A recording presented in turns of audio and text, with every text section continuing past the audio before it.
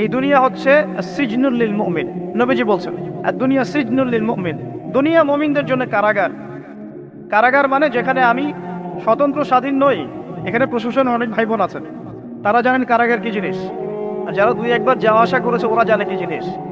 এখানে আপনার কোনো ব্যক্তি স্বাধীনতা নাই। আপনি আপনার ইস্তেঞ্জা করবেন, শিশি যেতে পারবেন না, আপনি পারমিশন নিতে হবে, তারা নিয়ে যাবে, তারপরে যেতে পারবেন, তাও হ্যান্ডক্যাপ পরিয়ে। দুনিয়া সিজনুল লিল মুমিন, দুনিয়া মুমিনদের কারাগার। এখানে আপনি খেতে পারবেন না, খাবার আসবে তারপর খাবেন। ঘুমাতে পারবেন না, যখন ঘুমানোর আদেশ দিবে তখন ঘুমাতে পারবেন। তাও কতক্ষণ ঘুমাবেন তাও ফিক্স করা। মানে কারাগার মানে কি? যেখানে আপনার ব্যক্তির স্বাধীনতা চলে না, যেখানে আমি চলবো একটা সিস্টেমের আওতায়। এখন নবীজি বলছেন দুনিয়াটাই হচ্ছে কারাগার। আর এই দুনিয়ায় কেমন করে আমি প্রবৃত্তির দাসত্ব করতে পারি, কেমন করে আমি আল্লাহকে বলে নামাজ বাদ দিতে পারি, কেমন করে জাকাত সেই কবে ফরজ হয়েছে, মিল ইন্ডাস্ট্রিজ ফ্যাক্টরিজ করেছি, জাকাত দেই না। রমজান মাস যায় আসে যায় আসে যায় আসে, রোজাও রাখি না, তারাবি পড়তে পারি না। কোরআন আমার সামনে মানুষ তেলাওয়াত পড়ে, কোরআন আমার ঘরে পড়ে আছে, শেলফের উপরে ধুলাও আছে, শেলফের উপরে কোরআন ধুলাওয়ালা, ধুলো মাখা। কোরআন পড়ার তৌফিক হয় না, নবীর হাদিসগুলো চর্চা করার তৌফিক হচ্ছে না, ইসলামিক বইপত্র পড়তে পারি না।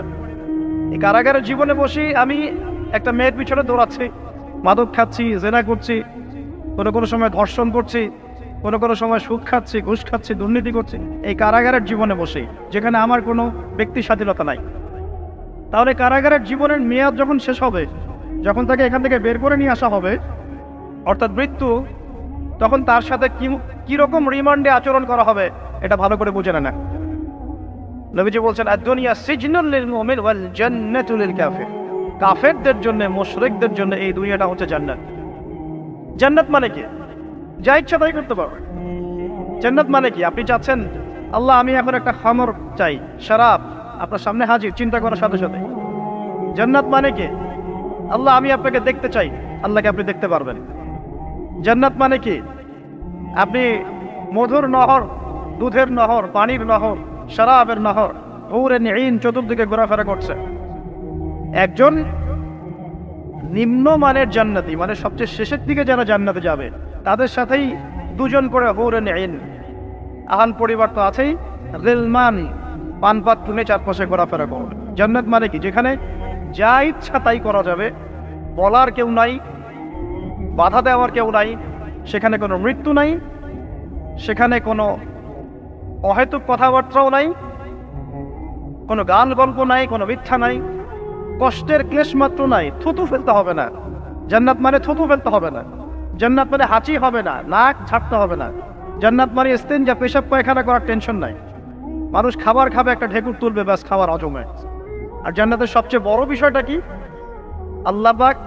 আল্লাহ পাককে আমরা এই চোখ দিয়ে দেখতে পারবো ইনশাআল্লাহ।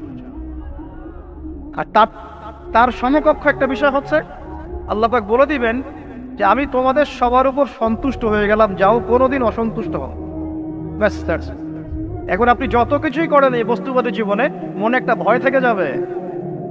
আপনি বিশ্ব নেতা হয়েছেন, বড় শিল্পপতি হয়েছেন, পলিটিশিয়ান হয়েছেন, ইকোনমিস্ট হয়েছেন, মনে একটা ভয় থেকে যাবে যে মরতে আমাকে হবে, আল্লাহ আমাকে ধরবেই, হিসেব আমাকে দেওয়া লাগবেই, কবরে আমাকে একাই যাওয়া লাগবেই, আমাকে কিয়ামতের মাঠে দাঁড়াতে হবে আল্লাহর সামনে। মনে একটা ভয় কাজ করে, যদিও বাইরে মানুষ দেখায় যে কোনো ভয় নাই। মানুষ বাইরে অভিনয় করে, মানুষ সমাজের মানুষের সাথে বাইরে একটা অভিনয় করে। কোনো ক্ষেত্রে আমরা নিজেরাই নিজেদের সাথে অভিনয় করি। কথা সাহিত্যিক হুমায়ুন আহমেদের নাম শুনেছেন? ইন্তেকাল করেছেন। একটা সময় ছিল আমরা স্কুলে পড়তাম, কলেজে পড়তাম, মাঝে মাঝে টুকটাক এ ধরনের কিতাব, বইপত্র পড়া হয়েছে। হিমু, মিসির আলী এসব পড়া হয়েছে।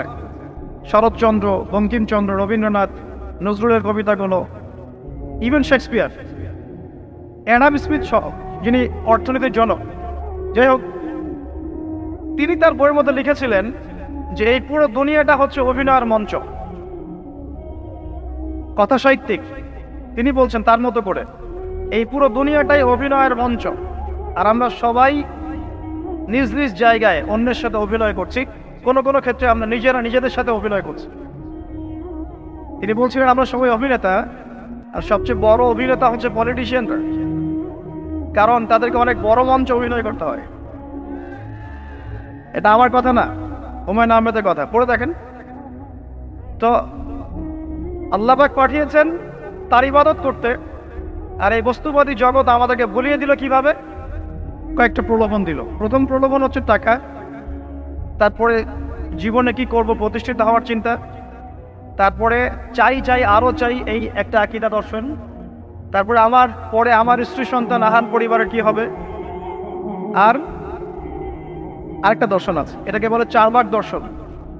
এবং দুঃখের সাথে বলতে হয় আমাদের রবীন্দ্রনাথ ঠাকুর কিন্তু এই দর্শনের মানুষ ছিলেন। চারবাক কিরকম? তার কবিতা পড়লে দেখবেন লেখা আছে, দুহাতে যা পাও হাত পেতে নাও, দুহাতে যা পাও হাত পেতে নাও, বাকির খাতা শূন্য থাক, বাকির খাতা শূন্য থাক। ঠিক চারবাক দর্শন, এটা ফিলোসফি পড়েছেন, এখানে অনেক টিচারও আছেন আমি জানি, তারা এই কথাগুলো বুঝবেন। চারবাক দর্শন কেমন? ঋণ করে ঘি খাও, ঋণ করে ঘি খাও, যতদিন বাঁচবে সুখে বাঁচবে, এটা হলো চারবাক দর্শন।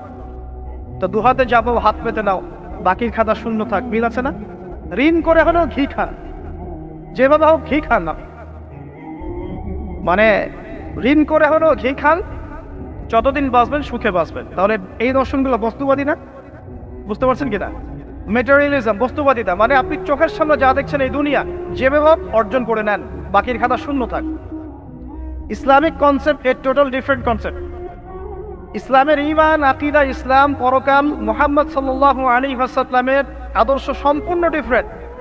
আমরা বলি কি, এই দুনিয়াতে আমরা মুসাফির, দুনিয়াতে আমরা কি মুসাফির, কে কতদিন থাকবো কোনো ঠিক নাই। নবীজি বলছেন, হে আব্দুল্লাহ বিন ওমর, তুমি দুনিয়াতে মুসাফিরের মতো থাকো, সকালবেলা উঠলে সন্ধ্যার অপেক্ষা করো না, সন্ধ্যাবেলা হলে সকালের অপেক্ষা করো। দর্শনের মধ্যে কত পার্থক্য না, আকাশ পাতাল পার্থক্য না? এখন যদি এই বস্তুবাদী দর্শন নিয়ে আপনি চলাফেরা করেন, তাহলে তো আপনার লাইফের অ্যাম্বিশন হবে একটা ফ্ল্যাট, আর ওটা এনি হাও আপনাকে অ্যাচিভ করতে হবে, legal way or illegal way, আপনাকে অ্যাচিভ করতেই হবে, অ্যাচিভ করতেই হবে, যেহেতু আপনার মোটিভটা হচ্ছে মেটেরিয়ালিজম, বস্তুবাদিতা। আর নবী সাল্লাল্লাহু আলাইহি ওয়াসাল্লাম কি বলছেন? সকালে ঘুম থেকে উঠলে সন্ধ্যার অপেক্ষা করো না, সন্ধ্যা বেলায় থাকলে সকালের অপেক্ষা করো না। তুমি দুনিয়াতে মুসাফিরের মতো থাকো, তোমার যতটুকুতে দুনিয়া চলে যায় এতটুকুতে সন্তুষ্ট থাকো।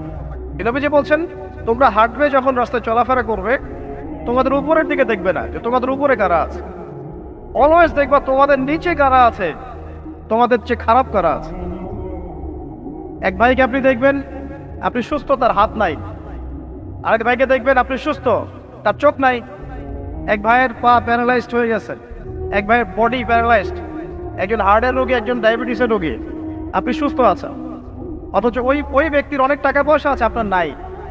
এখানে কে ধনী বলেন দেখি, আপনি না সে? আপনার সুস্থতা আছে। আরেক ভাইয়ের অনেক বড় বড় ফ্ল্যাটস, কিন্তু আপনার এতটুকু নাই, ছোট্ট একটা বাসা। আপনার কষ্ট লাগে, আমারও যদি এমন হতো। ওই বাসায় গিয়ে দেখলেন যে ইন্টারনালি সে ব্যক্তি সুখে নাই, তার পরিবারে অশান্তি, তার পরিবারে হৃদ্যতা ভালোবাসার বন্ধন নাই, আপনার পরিবারে আছে। একটা রিক্সাওয়ালা সারাদিন রিক্সা চালিয়ে 400-500-1000 টাকা আর্ন করে বাসায় চলে গেল, গিয়ে বাসায় আলু ভর্তা, ডিম ভাজা, ডাল দিয়ে ভাত খাচ্ছে, সুখে আছে, দিন বউয়ের সাথে গল্প করছে, চাঁদ দেখছে। আর সেই তো কবে আপনি ওয়াইফ কিনে চাঁদ দেখেছেন ঠিক নাই, আপনি টাকা অর্জন করার নেশায় বছরের পর বছর স্ত্রী থেকে দূরে আছে, দেখারই সৌভাগ্য হয়। আসলে সুখ কাকে বলে? সুখটা কি জিনিস? ঢাকাবাসীকে সুখ বোঝানো দরকার। সুখটা কি জিনিস?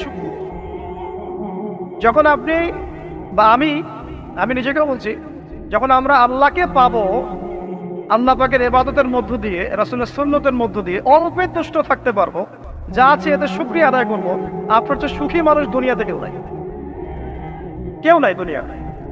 কিন্তু বস্তুবাদিতা আপনাকে এই আকীদা আদর্শ থেকে সম্পূর্ণ ডিমোটিভেট করে দিবে।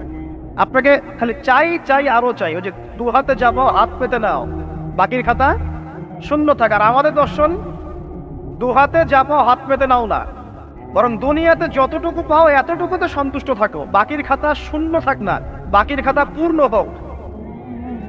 মানে পরকালটা বাকির খাতা না, পরকালের বাকির খাতাটা পূর্ণ হোক। প্রয়োজনে দুনিয়ার সব চলে যায় যাক, প্রয়োজনে দুনিয়ার সব যদি চলেও যায় যাক, তারপরে বাকির খাতা কি হোক? পূর্ণ হোক। এটাই আল্লাহ রাব্বুল আলামিন সূরা আ'লার মধ্যে বলছেন, বাল তু'থিরুনাল হায়াতাদ দুনিয়া, তোমরা এই দুনিয়ার জীবনটাকে প্রাধান্য দিয়ে থাকো, ওয়াল আখিরাতু খায়রুন ওয়া আবকা, কিন্তু আখিরাত হচ্ছে সবচেয়ে উত্তম এবং চিরস্থায়ী। তো প্রিয় ভাই এবং বোনেরা যারা আমার জন্য শুনছেন, আজকে আমাদের প্রথম সবক হওয়া উচিত দুনিয়ার নেশায় আমরা না পড়ি। আল্লাহ পাক আমাদেরকে তৌফিক দান। এর মানে এই না আমরা দুনিয়ার প্রোগ্রেসে যাব না, অবশ্যই যাব, আমরা অবশ্যই যাব। পুরো ন্যাশন জাতিগতভাবেই আমাদেরকে এই ওয়ার্ল্ডের সমকক্ষ তো হতে হবে কি না? আমরা কি ওয়ার্ল্ডের সমকক্ষ হতে পেরেছি? আপনাদের কি মনে হয় যে মিলস, ইন্ডাস্ট্রিজ, ফ্যাক্টরিজ, সেতু, ফ্লাইওভার এইগুলো করলেই মনে হয় যে ওয়ার্ল্ডের সমকক্ষ হওয়া যায়? প্রত্যেক জনগণ ভিতর থেকে সুখী কিনা, তাদের অন্ন, বস্ত্র, চিকিৎসা, শিক্ষা, বাসস্থান, এই যে মৌলিক চাহিদা, বেকারত্ব ঘোচানো, তিন বেলা খেয়ে পরে বাঁচা, জীবনের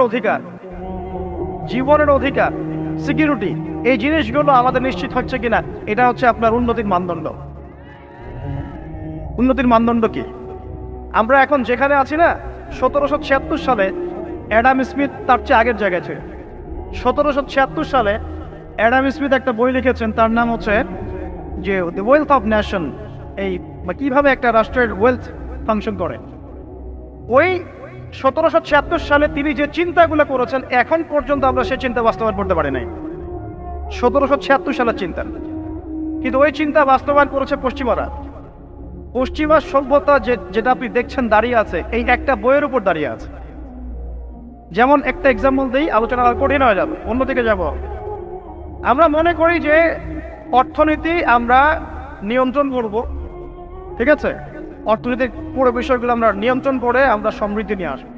আসলে বিষয়টা কি জানেন? অর্থনীতির নিজের একটা ফ্লো আছে, ও নিজেই নিজেকে নিয়ন্ত্রণ করে, এবং তার উপর একটা ইনভিজিবল হ্যান্ড থাকে, অদৃশ্য হাত, যেটা আমরা বলি আল্লাহ রাব্বুল আলামিন। আল্লাহ রাব্বুল আলামিন এই পুরো অর্থনীতিকে নিয়ন্ত্রণ করেন। আমরা যখন সেটাকে ইন্টারফেয়ার করতে যাব, তখন ইকোনমি কলাপস করে যাব। এই যে করছে কলাপস।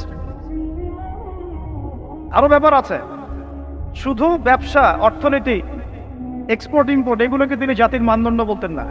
তিনি বলতেন যতক্ষণ পর্যন্ত জাতির প্রত্যেক ব্যক্তির মধ্যে এথিক্স না আসবে, নীতি যতক্ষণ পর্যন্ত না আসবে, আপনি করাপশন থামাতে পারবেন না। তাই হয়েছে না? শুধু ব্যবসা না, আদর্শ কতটুকু আছে? এই যে আপনি দেখছেন বিভিন্ন জায়গায় ভেজাল খাওয়াচ্ছে, ওদেরকে টাকার অভাব আছে? ওদের টাকার কিন্তু অভাব নাই। নেম ফ্রেমের কোনো ঘাটতি আছে? এস্টাবলিশড বিজনেস, তাহলে কেন আপনাকে ভেজাল খাওয়াবে? কারণ তার মধ্যে এথিক্স নাই, নীতি নাই। এই জন্য জাতির প্রত্যেক সদস্যকে, মানে প্রত্যেক জনগণের প্রত্যেককেই আগে নীতিগত শিক্ষা দেওয়া উচিত। আর এই কাজটাই করে ইসলাম, বলে সুবহানাল্লাহ। এই এথিক্স এবং নীতি শেখায় কে? ইসলাম। ইসলামের চেয়ে সার্বজনীন হবে এবং যুগোপযোগী ভাবে কেউই এথিক্স শেখাতে পারবে না। কাগজে কলমে অনেক কথা বলতে পারে, প্র্যাকটিক্যালি শেখাবে কে? ইসলাম। এখন বলতে পারেন তাহলে মুসলিমদের মধ্যে দুর্নীতি কেন, মুসলিমদের মধ্যে কেন এই সমস্যাগুলো হয়? উত্তর একটাই, ওই যে স্যার বলে গেলেন, আমি বিভিন্ন ওয়াজে যে এক জায়গায় এক কথা বলে। উত্তরটা কি? উত্তরটা হচ্ছে যে কোরআন এবং সুন্নাহর সঠিক যে শিক্ষাটা আছে, এই শিক্ষাটা আমরা অনেকেই বাস্তবায়ন করতে পারছি না। এটা আমাদের ব্যর্থতা। এটা কাদের ব্যর্থতা? এটা আমাদের ব্যর্থ। এখানে আমাদের ব্যক্তির স্বার্থ থাকতে পারে, এখানে আমার জ্ঞানের স্বল্পতা থাকতে পারে, আমার ভিতরে অহংকার থাকতে পারে, বা আমি অল্প শিক্ষিত হতে পারি, এবং এমন হতে পারে আমার জ্ঞানটা যুগোপযোগী না। ইসলামিক জ্ঞান আমার মধ্যে আছে, কিন্তু কিভাবে এই জ্ঞান দিয়ে ওয়ার্ল্ডকে ডিল করবো, এই জ্ঞানটা আমার মধ্যে নাই। এই কারণে আমরা হয়তোবা ইসলাম, কোরআন সুন্নাহ হাতে থাকার পরেও এই সমস্যাগুলো ফেস করছি। প্রথম সমস্যা হচ্ছে বস্তুবাদিতা। আল্লাহ পাক আমাদের সবাইকে, যারা আলোচনা শুনছি, দুনিয়ার প্রেমিক হওয়া থেকে বাঁচাক বলি আমি। দুনিয়ার প্রেমিক না, প্রেমিক হবো কার? আল্লাহর, আখিরাতের। কতটুকু দাম আছে দুনিয়ার? আল্লাহ পাক বলছেন একটা মাছির পাখার সমানও না। একটা মাছির পাখার কি দাম আছে আপনার কাছে? আল্লাহ পাক বলছেন পুরো দুনিয়ার দাম আমার কাছে যদি একটা মাছির পাখার সমান হতো, তাহলে এই দুনিয়াতে কোনো কাফের মুশরিক পানি পান করতে পারতো না। তার মানে এই দুনিয়াতে যা করো, আমার তো কোনো দামই নাই তো। কালকেই তো আমি দুনিয়া ধ্বংস করবো। আর ওই যে দুই জাতির কথা বললাম, জিন এবং মানব জাতি, আপনারা সূরা আর রহমান পড়বেন। রহমান নামটা অনেক ব্যাপক, দয়াময়ের নাম, তার মানে আল্লাহ পাক মার্সিফুল, মোস্ট মার্সিফুল। কিন্তু এই সূরা আর রহমানে একটা ভয়ঙ্কর আয়াত আছে, কি? সানাফরুগু লাকুম আইয়ুহাস সাকলান।